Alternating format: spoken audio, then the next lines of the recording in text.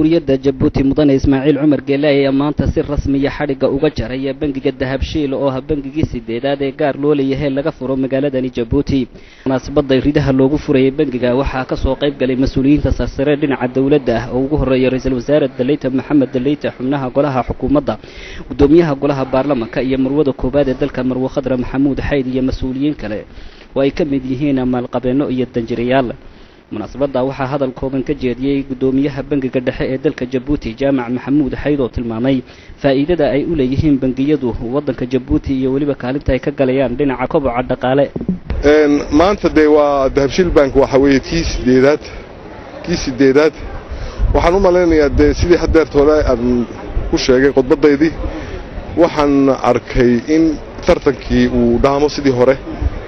dadkii account-yadii loo furayay ay gaadheen ilaa iyo ninka 40,000 oo faran qaata account maanta uu heli karo waxay ku tusaysaa taasina inay tartankii dardar galiyeen taasiaas maxay hadeen iyaan isleeyahay way talabaadna waxay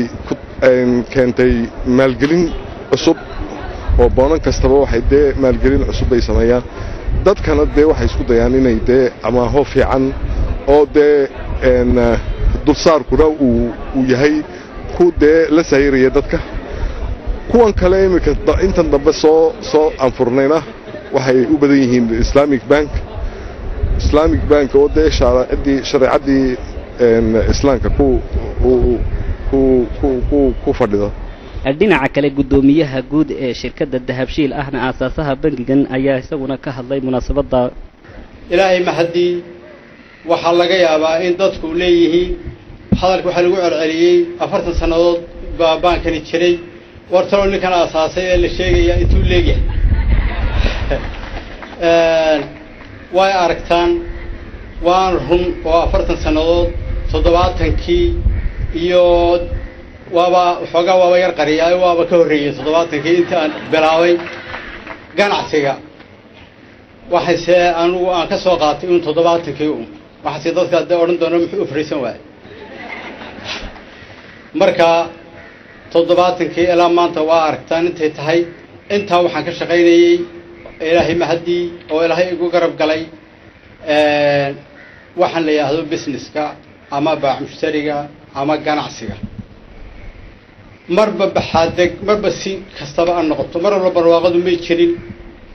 waqtiyo badan oo abaari way soo mareen waqtiyo badan oo kacafo way soo mareen ilaahay mahadii maanta waa taa laga sheekeynayo dalalka dal ee aan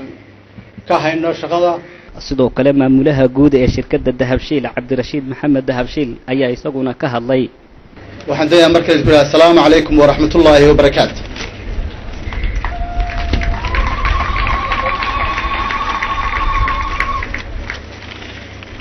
waxaa ii farxada inaad nagala soo qayb qaadataan bangigan cusub ee xaruntiisu ay tahay Djibouti aanu doonayno inuu noqdo bangigii ugu horeeyay ee caalami ah ee xaruntiisuna halkan ay tahay ee ku yaala dhammaan wadamada imika aanu ka shaqeyno bangiga aanu furnay wuxuu noqonayaa bangi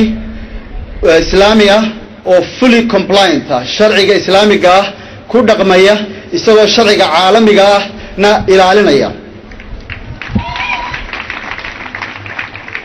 wuxuu kala noqonayaa bangigani bangi local ah oo halkan Djibouti local ka ah oo dadka uu shaqaalaysiinayana ay u local yihiin madaxweynaha jamhuuriyadda Djibouti ayaa kadib markii uu xariga ka jaray bangigaasi soo indheeyay oo soo kormeeray qaab dhismeedka bangiga iyo waliba habka uu u shaqeynayo iyadoo mas'uuliyiinta shirkadda dahabshiil ugu horeeyo gudoomiye Maxamed Saciidna ay faahfaahin ka siiyeen qaabka uu u shaqeynayo bangigani bangigan cusub ee lagu magacaabo Dahabshiil International Bank ayaa waxa uu noqonayaa bangigii saddexaad ee ku shaqeeya habka baananka islaamiga ee laga furo dalka Jamhuuriyadda Djibouti isagoo gees kale noqonaya bangigani kii labaad ee ay leeyihiin ganacsato Soomaaliya ee rugtiisuna tahay dalka Jamhuuriyadda Djibouti bangigan ayaa waxa uu qayb ka gali doonaa kobcinta dhinaca dhaqaalaha ee dalka Djibouti oo iyadu sanadihii ugu dambeysay ay sii kordhayaan bangiyada laga furayo dalkani Ali Cabdullaahi Universal TV